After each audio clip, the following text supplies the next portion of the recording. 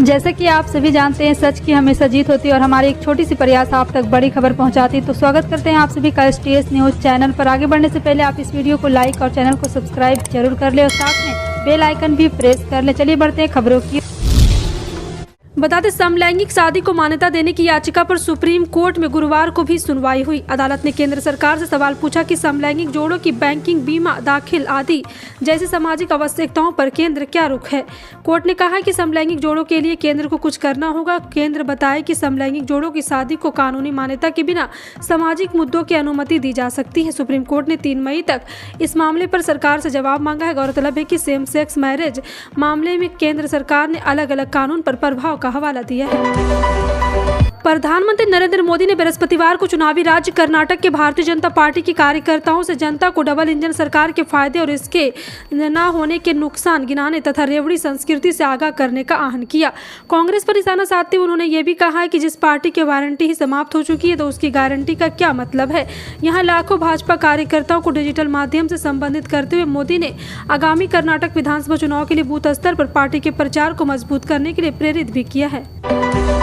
मध्य प्रदेश की सबसे लंबी रिंग रोड बनाने की शुरुआत हो गई है। पहले चरण में बरेला मालेगांव के बीच 16 किलोमीटर लंबी रिंग रोड निर्माण शुरू किया गया है। निर्माण एजेंसी ने इस मार्ग को क्लियर करना शुरू कर दिया है ताकि निर्माण प्रारंभ हो सके। सड़क का निर्माण 24 माह में पूरा होगा। लगभग 480 करोड़ रुपए की लागत से यह सड़क बनाई जाएगी। 114 किलोमीटर लंबी रिंग रोड बनानी जानी है, जिसे अलग अलग चरण में बनाया जाना है। सभी के लिए निविदा जारी हो चुकी है। उल्लेखनीय है कि बरेला से मालेगांव के बीच 16 किलोमीटर लंबी रिंग रोड के लिए 580 करोड़ रुपए का ठेका हरियाणा की जादू कंपनी को मिला है। रोजगार एवं प्रशिक्षण विभाग में कार्यरत कर्मचारियों को हाई कोर्ट से राहत मिली है। कोर्ट ने उनकी सेवा समाप्ति के आदेश को खारिज कर दिया। संचालक रोजगार एवं प्रशिक्षण विभाग ने 9 वर्ष यहां पे 2013 में नियुक्त 727 प्रशिक्षण अधिकारियों में से आराधना नाथ टिकेत वर्मा नियमों का पालन करने नहीं दिया ना हवाला देते हुए सेवा समाप्ति कारण बताओ नोटिस जारी किया है। ये 50% अधिकारी वे हैं जिन्होंने लंबे समय से पदोन्नत नहीं किए जाने पर पदोन्नति के लिए हाईकोर्ट का दरवाजा खटखटाया था।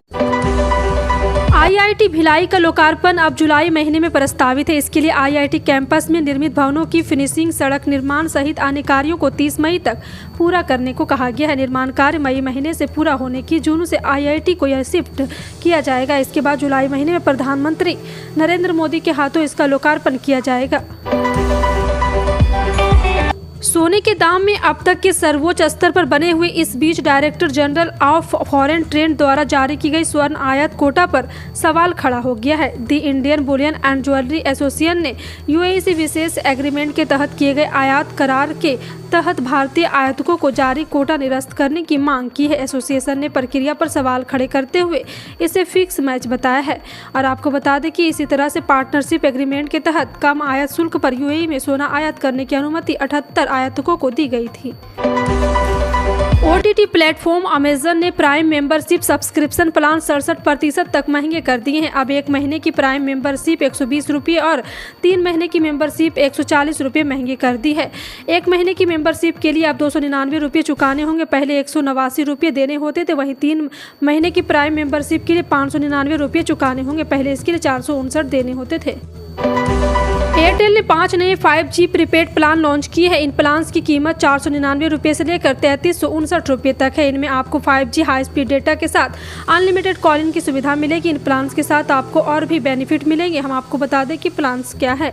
इस प्लान्स में आपको बता दें कि वैलिडिटी 28 दिन की है। इसमें डेली 3 GB डेटा के साथ ही अनलिमिटेड कॉलिंग और डेली 100 SMS सुविधा मिलती है। महिला एवं बाल विकास और अल्पसंख्यक मामलों के मंत्री स्मृति ईरानी ने महिला सम्मान सेविंग सर्टिफिकेट स्कीम में अकाउंट खुलवाया है। स्मृति ईरानी ने नई दिल्ली में संसद मार्ग के मुख्य डाकघर में यह अकाउंट खोला है।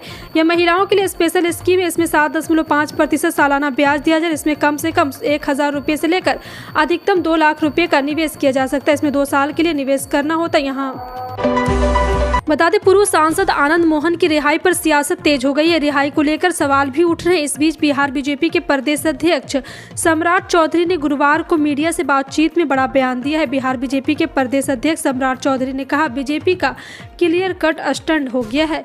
सम्राट चौधरी ने कहा है कि कोई अपराधी हो, आतंकवादी हो या फिर उग्रवादी हो, हम किसी भी हालत में समझौता नहीं कर सकते हैं। आनंद मोहन की रिहाई को लेकर किए गए सवाल के जवाब में सम्राट चौधरी ने कहा, लालू प्रसाद यादव ने फंसाया, FIR फाड़कर फिर आनंद मोहन पर FIR करवाई। टाटा समूह की एयरलाइंस एयर इंडिया 1000 पायलटों की हायरिंग करने जा रही। एयर इंडिया कैप्टन और ट्रेनर के पद पर हायरिंग करेगी।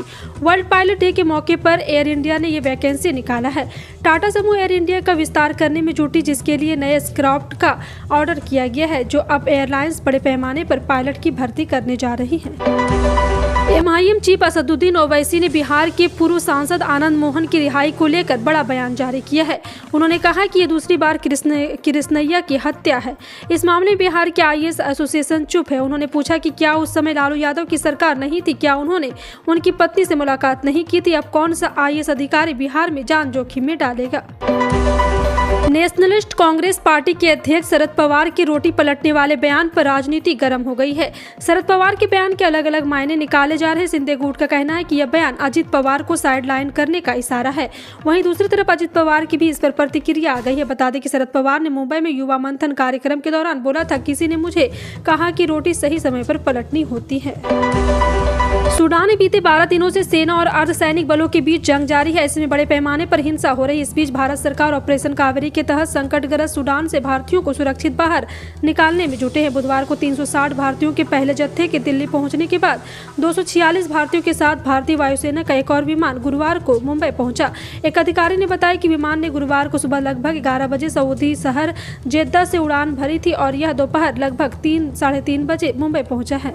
कर्नाटक की विधानसभा चुनाव की तारीख नजदीक आ गई। इस बीच चुनाव प्रचार भी तेज हो गया है और आरोप प्रत्यारोप भी लगाए जा रहे हैं। अब कांग्रेस नेताओं ने गुरुवार को केंद्रीय गृह मंत्री और बीजेपी नेता अमित शाह के कथित बयान के लिए पुलिस से शिकायत की है। इसमें कहा गया है कि बीजेपी की एक रैली में भड़काऊ बयान दिया गया और नफरत फैलाने की कोशिश हुई। इस रैली में कहा गया कि अगर आगामी चुनाव में उनकी पार्टी जीतती है तो कर्नाटक दंगों से पीड़ित होगा। कांग्रेस का कहना है कि उन्होंने राज्य में सांप्रदायिक सद्भाव बिगाड़ने के इरादे से ऐसा बयान दिया है।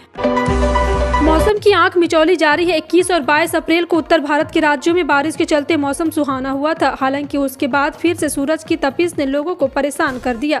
तापमान भी 40 के पार चला गया था। इधर मौसम विभाग ने जो अलर्ट जारी किया उसके मुताबिक अगले 4 से 5 दिनों तक देश भर के कई हिस्सों में बारिश के आसार बन रहे हैं। इस दौरान तापमान सामान्य से कुछ डिग्री नीचे रह सकता है। मौसम विभाग द्वारा जारी प्रेस रिलीज के मुताबिक अगले 5 दिनों के दौरान मध्य प्रदेश, विदर्भ और छत्तीसगढ़ में मध्यम बारिश के साथ तेज हवाएं चलने की संभावना है। दिल्ली आबकारी नीति घोटाला मामले के पूर्व डिप्टी सीएम मनीष सिसोदिया को बड़ा झटका लगा है। कारण उनकी न्यायिक हिरासत 12 मई तक बढ़ा दी गई है। दरअसल सीबीआई की एफआईआर मामले में सिसोदिया को गुरुवार को राउज एवेन्यू कोर्ट में पेश किया गया। यहां सीबीआई ने कहा कि इस मामले में चार्जशीट दाखिल हो चुकी है। इस पर सिसोदिया की ओर से कहा गया है कि अब तक हमें चार्जशीट की नकल प्रति नहीं मिली। हमारा अधिकार है, हमको उसकी कॉपी मिले। राउज एवेन्यू कोर्ट ने सीबीआई को चार्जशीट की कॉपी मनीष सिसोदिया को देने का निर्देश दिया है।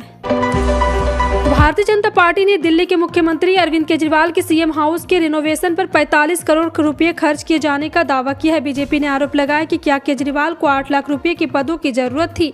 क्या उन्हें 15 बाथरूम की जरूरत है? बीजेपी ने कहा है कि एक तरफ तो केजरीवाल कह रहे हैं कि उन्हें किसी चीज की जरूरत नहीं, वहीं दूसरी तरफ रिनोवेशन पर 45 करोड़ रुपए खर्च किए। आम आदमी पार्टी ने बीजेपी के इन आरोपों पर पलटवार किया। आपने कहा कि बीजेपी पुलवामा और अडानी जैसे मुद्दे ध्यान भटकाने के लिए इस मुद्दा उठा रहा है, जबकि दिल्ली में ही पीएम हाउस बनाने में 500 करोड़ रुपए खर्च किए जा रहे हैं। राजस्थान सरकार जहां चुनाव से पहले महंगाई राहत कैंप लगाकर जनता को राहत देने का दावा कर रही, वहीं दूसरी ओर बिजली उपभोक्ताओं पर फ्यूल सरचार्ज की मांग पड़ रही है। और जानकारी के मुताबिक राज्य में एक बार फिर बिजली के दाम बढ़ने वाले, जहां सरकार प्रदेश के उपभोक्ताओं से फ्यूल सरचार्ज वसूलने की जा रही है, जिसके बाद आने वाले 3 महीनों तक घरों में बिजली का ज्यादा बिल आएगा।